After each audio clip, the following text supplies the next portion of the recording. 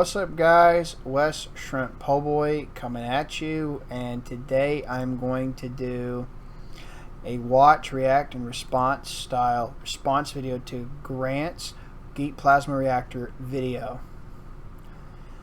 Here I go. Let's get this show on the road, everybody.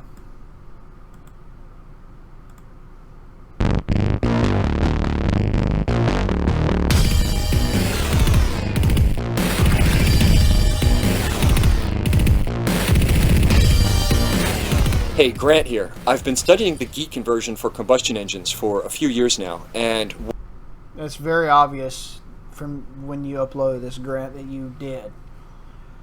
And I still appreciate the good memories from the email exchanges you and I had, whether it was on my original account, Wes account, that Google booted me out of, because fuck them! And fuck YouTube for it! Or the first email that this account was on, I forgot which. But I'm still seething about that particular detail. But anyways, let's continue on. what I really love about this technology is that it's fringe tech at garage tolerances. Yes, I mentioned a lot of the reasons why, like all the stuff that happened to Paul Pantone, all the evil that was done to him, and the GEET Dealers when they started businesses up that disappeared and all that shit, and they got shut down. All of them, every fucking one. With it, like it's, and there's no actual fraud account on any of the records. There's no records of them doing any kind of misconduct or anything. They all got fucking shut down. And what was really fucked, right? What's really fucked about that, for instance, is how no shenanigans or misconduct or any kind of bad shit on their end. It's just they all got shut the fuck down. It just blows my mind. As well as the stuff that I went into in the video. Wes shows the reasons, or whatever the fuck I title it, my showing the other reasons that I filmed why I wanted to make the videos about the GEET that I have been doing. Literally anybody can build one of these. You're building a plasma reactor. Well, we'll see about that. But yeah, you see, this is just another reason of all the reasons I have and talked about and gave in my videos up to now. But still, I don't know about the whole plasma thing. It's possible, but we'll get to that. We'll get to it. With items that you can get at your local hardware store. Yes, that's true, but you can also get them online. You can go to metal fabricating places that sell the pipe you need, threaded or not. Get your own threaders and all that online or at different stores. Or plumbing stores. Ooh, that was a good knuckle pop.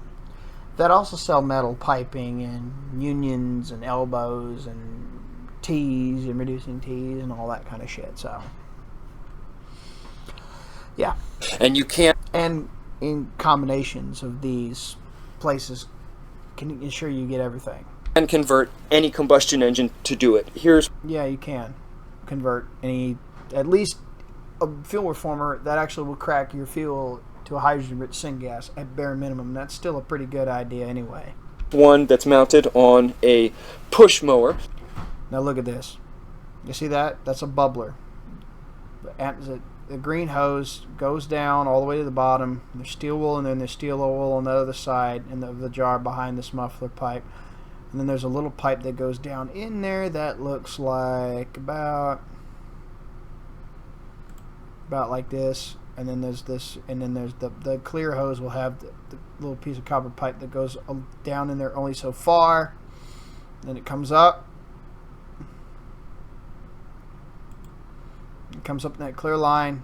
It gets bubbled, and then the steel wool breaks the bubbles up and ensures that everything's vaporized before it goes at the hose. It goes down to this longer, skinnier pipe, then through this T down here. It goes through this shorter, fat pipe that carries exhaust. By the time it comes out, it's a reformate that goes into the engine to get burned as a clean alternative to gas, gasoline, or petrol. Then the exhaust comes out and goes up this fat, wider end of the reducing T, up that short, fat exhaust pipe, and then up this skinny pipe out the muffler. Again, plasma stuff I'll get to. that little mounting bracket they did right there was pretty cool. Plus, it electrically grounds the damn thing, which is important, but I'll get to that soon. You can see the plasma reactor right there. It's another thing I really love about these is that it's really like a real-life Mr. Fusion.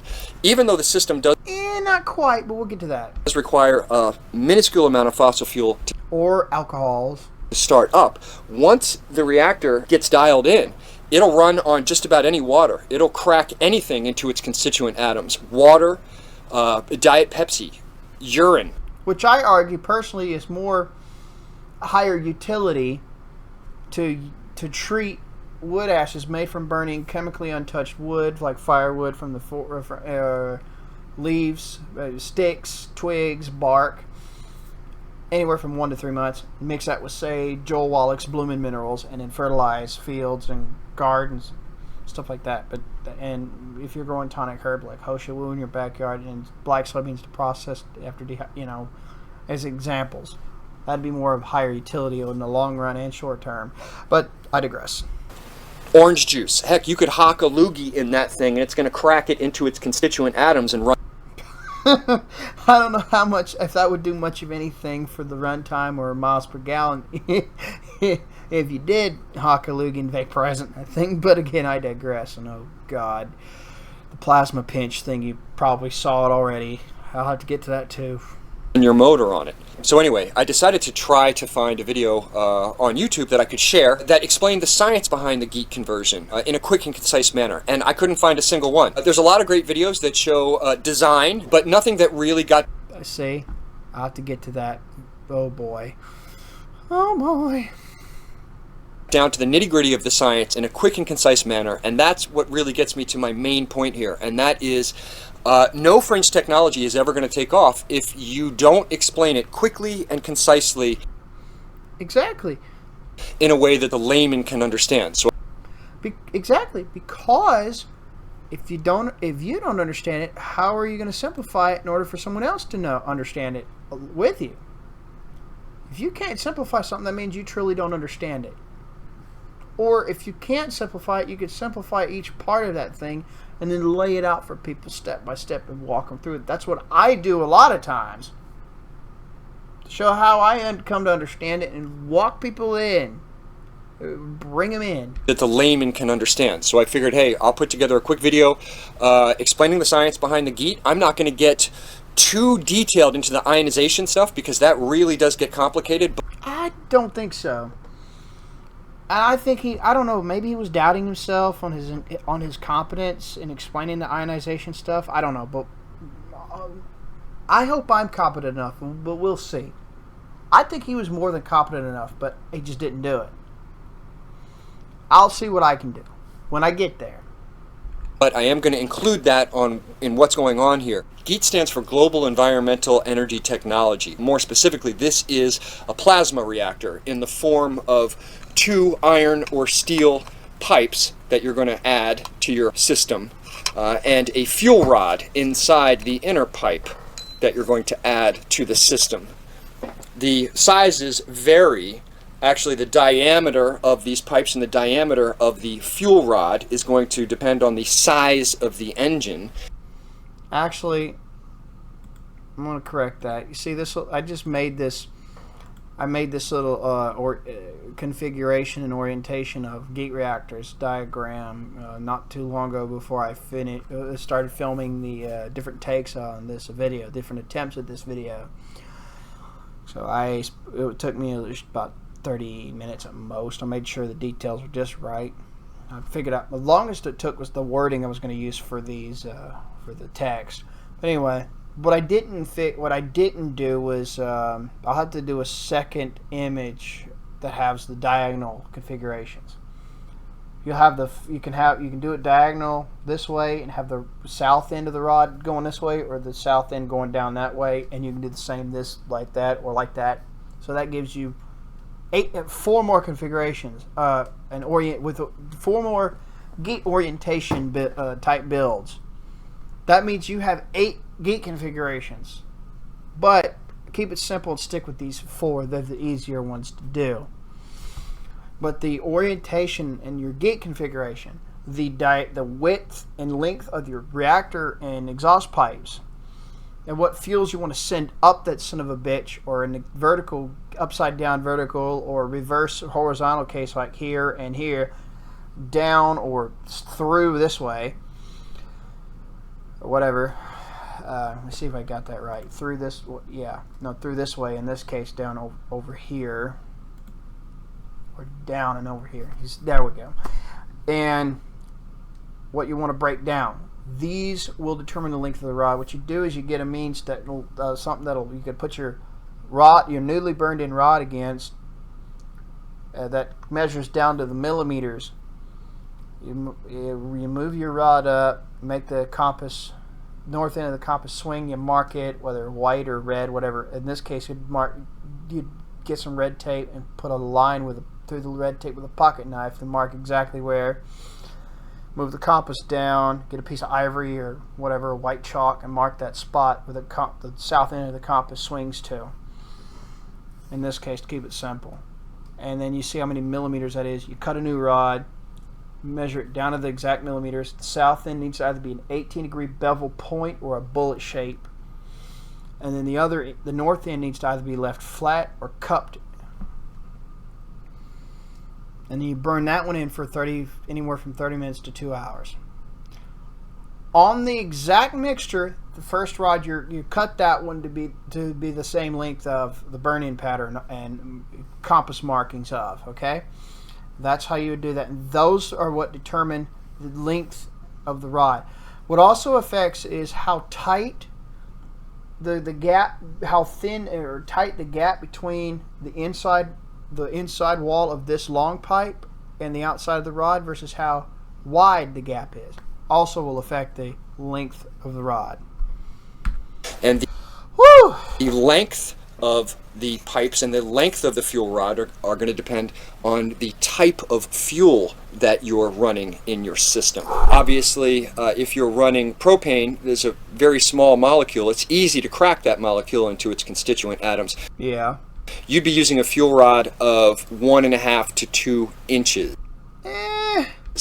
You don't need very much space for that reaction to happen. If you're running gasoline, this rod is going to be between 5 to 7 inches long. That's a larger molecule. It takes a little bit more work, a little bit more time for the reaction to happen. If you're running diesel or used motor oil, let's say, it's going to... I'm going to advise against used motor oil.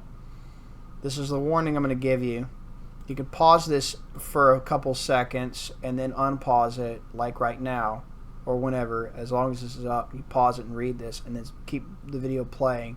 Now hopefully you've seen that advisory. Let's get on with the rest of the video. You take a much longer rod, well over 7 inches. Why? You're talking about a huge molecule. It takes much longer for the reaction to happen. You need...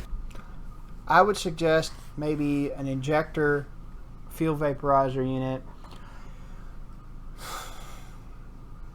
for the inlet of one line, and then something else for the other inlet, like gasoline, water, whatever kind of funky liquids, and then you bridge them together at a Y splice to feed into a single gate reactor through a Y splice. Then let that get cracked apart in the reactor. If you make all these other effects manifest and you engender the scenario for these effects to combine and manifest and amplify each other, but I ain't gonna get to that just yet.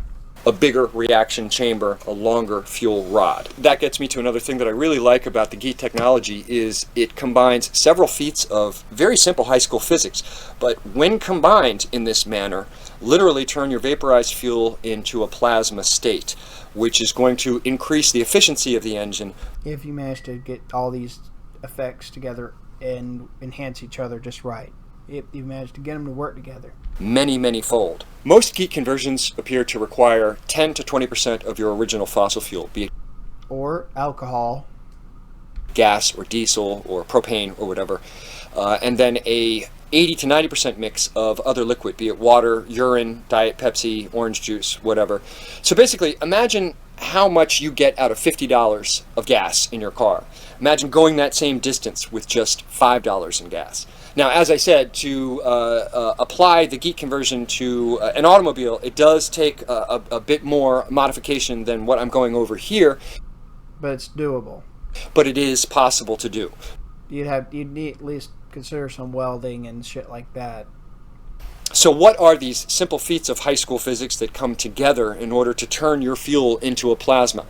Basically, we have colliding temperatures, which creates turbulence and high wind-like forces in that middle pipe in that rod, and that makes it. And it's, if done just right, the vapor air mix will start will develop turbulence, and it'll make that rod start hovering and spinning like it's, because you're trying to imitate the flow pattern of a tornado, except in the reverse horizontal GEET configuration and the reverse vertical reactor design over hypothesis that I made, that I came up with over here for this image, based on what was found when they used the reverse GEET reactor configuration, reverse horizontal configuration, but precisely copying what happens inside a tornado, where a tornado has cold vapors coming down, like cold is going spiraling down like this, and then the outside is hot spiraling up and out.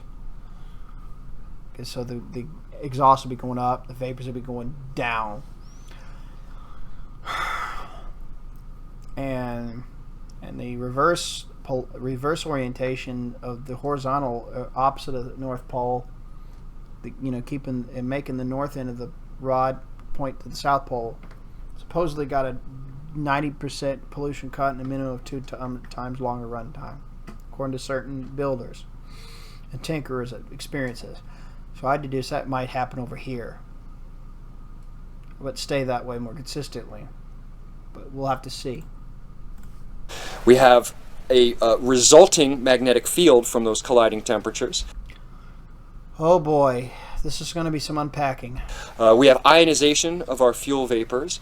I gotta go into that too. Oh, fuck me. And we have the fact that we're sending our fuel through the system at Mach 1, which the speed of sound serves as a further destabilizing factor.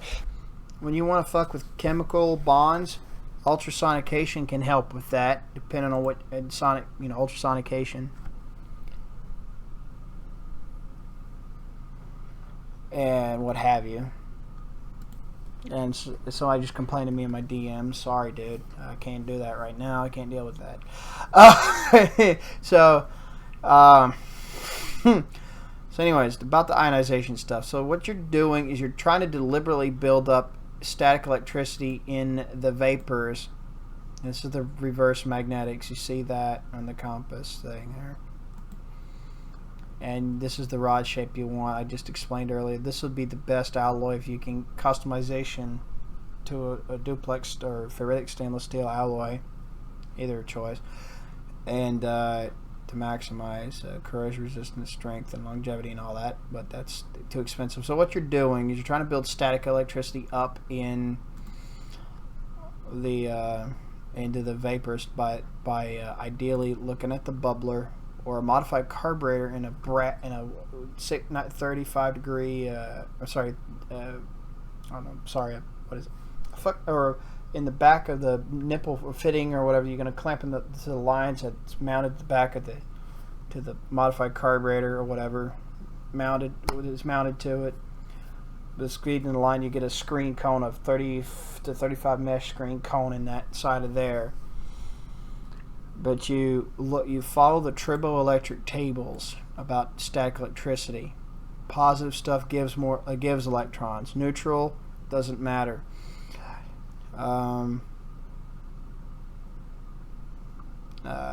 Negatives absorb electrons. You're trying to work with the electrical forces and to push electrons to the point they start jumping and get carried by the vapor.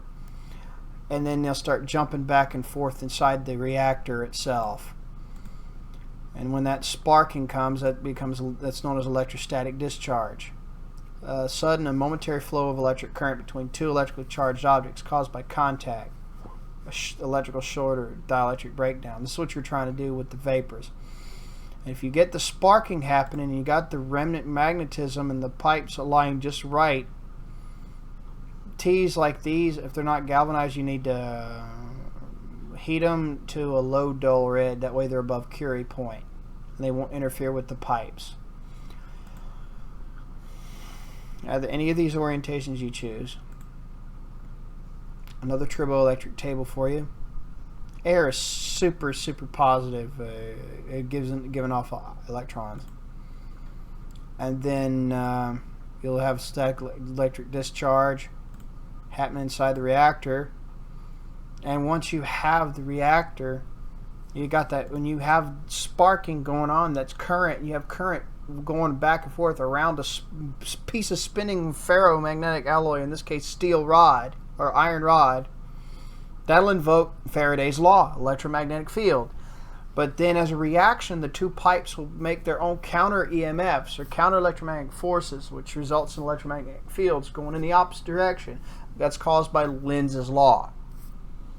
So the idea is to have these effects mess with each other enough to fully ionize the vapors and crack them down. That's the idea for a Now that's technically possible, but it'll be a bitch to replicate unless more of us do the experiments with the GEET reactors and build our own and do the experiments and get on it. Helping us crack those molecules into their constituent atoms. As in water, H2O becoming H plus O. I don't know if a lot of the time that would be just molecular oxygen, molecular hydrogen, but there are claims that the reformate will still stay in a heavily ionized or plasma state coming out. I need more confirmation on that. It's not impossible, but I'd like to see some confirmation on it. But anyhow, the two hydrogen atoms and oxygen atom that were previously connected together are now disconnected, free-floating atoms ready to be used as fuel. You may be thinking, okay, well, to turn water into plasma, we need a temperature of 3,800 degrees Fahrenheit. And that's true. Well, that is true, but it's not true in a vacuum. Depending on how many inches mercury of vacuum suction you're dealing with, and some other factors, but I know where he's going. I've seen research confirming this. Vacuum, those temperature requirements are reduced to about 720 degrees. Again, factoring what I just said. And considering that our exhaust comes out of the engine at around 1,000 degrees Fahrenheit, anywhere from 600 to 1,000 degrees Fahrenheit, depending on the engine and a bunch of stuff, but whatever. Still not wrong. You are well within the parameters to create that kind of an environment. Let's actually take a look at... But having a combustible vapor swirling with the water vapor or having alcohol and water vaporized together and sent through there will drastically bottom out the cracking requirements even further. Believe it or not, it will. What's going on, regardless of the engine that you're going to use, you're going to remove the carburetor and you're going to replace your fuel tank with something that looks like this. Which I explained, but let him do it anyway. This is just a model of a bubbler, basically steel wool inside a glass jar. Put your 10% gas, 90% water mix in there. The vacuum from the engine is going to suck your fuel up through the steel wool in those nooks and crannies. It gets vaporized. That vapor then sent down into the system. Now, when your vaporized fuel gets down here, it's about 110 degrees. Your engine exhaust is being sent into the system as well. It's about 1,000 degrees here. Now the exhaust is in the outer pipe, the fuel is in the inner pipe. These two substances never physically interact with each other. But creating that back and forth interaction, the hot going one way, like the cold coming up, going down one way, hot going down one way, cold going up the other way. And what'll happen is that creates turbulence. I already explained this. It's imitating how twisters, like hurricanes, tornadoes, twisters in general work. And what happens, another little effect is that rod inside that pipe, the tighter it is of clearance without closing off, which is, that would make it pointless to do that.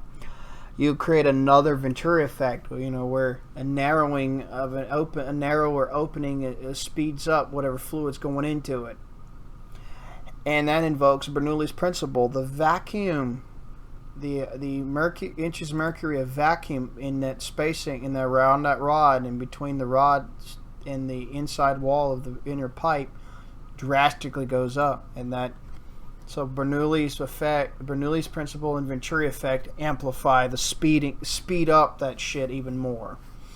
On top of the rod already spinning.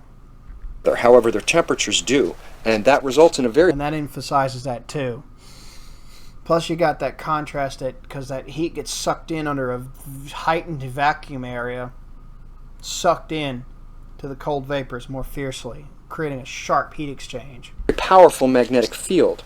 I explained how the magnetic field part would already take effect if you managed to foster static electricity in the vapors and everything else. And you also got to make sure that fucking reactor does not have any Teflon or any kind of pipe dope or anything inside the reactor itself. You only use red RTV, and you electrically ground the reactor itself to the engine or wherever you need to ground it to when you get it going. Once the system is dialed in, your fuel rod is going to actually float. Explained that already. In that magnetic field, not even coming in contact with the inside walls. If you got a rough ride, or if you get too rough a drive or something, then you use a horizontal reactor, the rod can accidentally bump inside that wall and can actually temporarily ground itself and fuck up from time to time.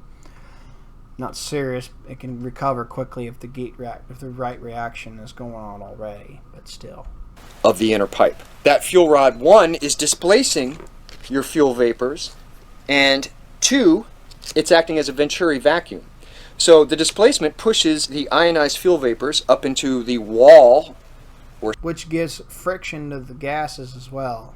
Ceiling of the inner pipe, thus heating it because the exhaust is heating that pipe from the outside. Also, though, when your ionized vapor hits the remnant magnetic field of your steel components here, it gets deflected, causing it to vortex around the fuel rod and move very quickly. Again, you're getting up to the speed of Mach 1. Faster than that, buddy. Like that. The actual cracking of the molecule into its constituent atoms happens at near the center of the plasma reactor. It can happen all up and down there if it's just plasma, if it's just ionizing with sparking and all that, but still, let's go on. In what's called the plasma pinch. Z pinch, theta pinch, zeta pinch. Idea is electromagnetic compressing or squeezing. If you're fierce enough, you can cause nuclear fusion. If you're not as severe, you can make a particle accelerator effect by using a magnetic field to squeeze ions into each other quickly and fiercely to collide into each other. The plasma pinch here is most likely the second one if you make it form.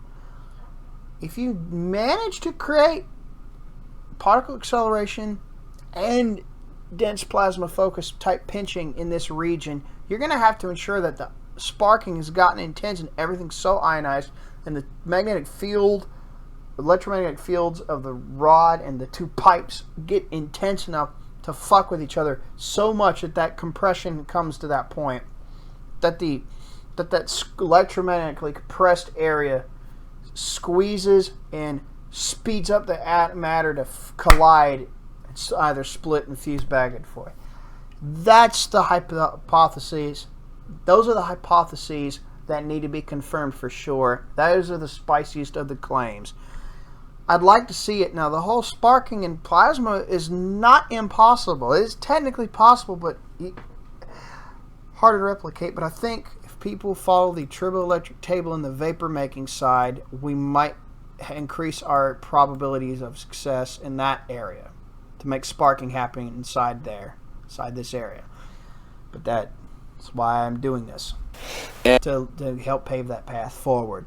And the reason that it's called a plasma pinch is because your ionized vapors are not only being magnetically squeezed, okay, but they're being superheated at the same time. The molecules, your fuel vapor molecules, are going to be cracked into the constituent atoms. Basically, they're elemental gases. And those elemental gases then supposedly continue through the fuel line and back into the engine. The wonderful thing about this system is it recycles your exhaust, which as far as I'm concerned we should have been doing since the 50s. It's absolutely ridiculous to me that we put these toxic materials out of our tailpipes. I remember being a very young kid and thinking middle school, high school, when I first learned about what our exhaust was putting into the atmosphere, and wondering to myself, why aren't we recycling that exhaust back into the system and reusing basically the fuels that we still have after combustion. So anyway, here's our exhaust coming through the outer pipe, then coming up, and it's blue here because it's cooled. I made this one represent more the temperature. Which is beautifully drawn, by the way, Grant. Hot exhaust comes out, runs through the outer pipe, gets cooled, runs back into the bubbler. So any of your remnant and still usable large molecules. If there's a real plasma pinch and acceleration effect combined together to enhance a plasma reformer effect in general in this area going on, there's nothing in that exhaust. It's just might as well be the same as the ambient air, but bubbling through there. Get rebubbled, vaporized, and sent back into the system. That results in the fact that any exhaust that you would have is darn close to clean air, if not outright. Supposedly. Again, these are the experiments I want to see done to see if we can confirm them or not. Now, just real quick, I want to talk about thermal inertia. This, in my opinion, is the reason why the plasma pinch technically doesn't happen right at the center of the reaction chain. And I appreciate he says this is his opinion. That might be a contributor, but I wouldn't know for sure. I don't even inject that as an opinion. But I appreciate him saying that as an opinion. It's nice. Chamber, but rather happens closer to the cooler side. There's something going on here called thermal inertia, and I think that's what accounts for this. Basically, your exhaust is coming out at approximately 1,000 degrees. As it travels through, it's being cooled by the fuel vapor.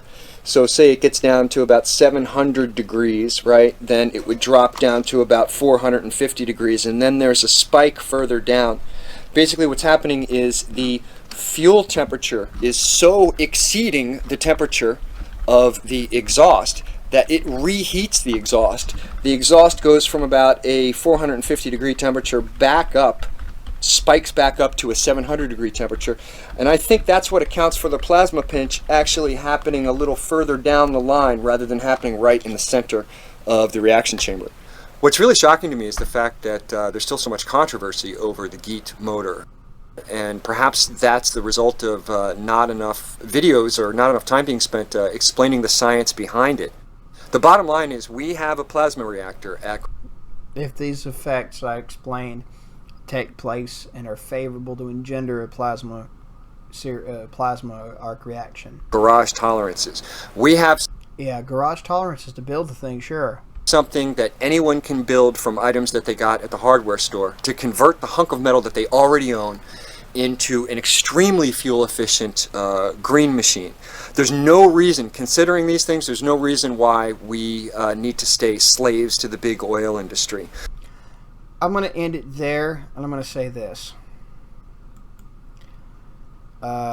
First off, I disagree with the whole my big oil industry notion, because there are a couple of reasons for this. There are, first off,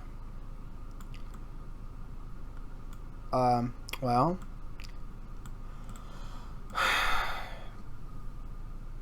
the oil industry is part of a bigger thing, most likely. If there is something, and most likely is, then it is part of something bigger. Go look at the, if it isn't, if it's great, why ain't it in cars, video series. Listen to those 2 videos and see what direction that is pointing at, realistically.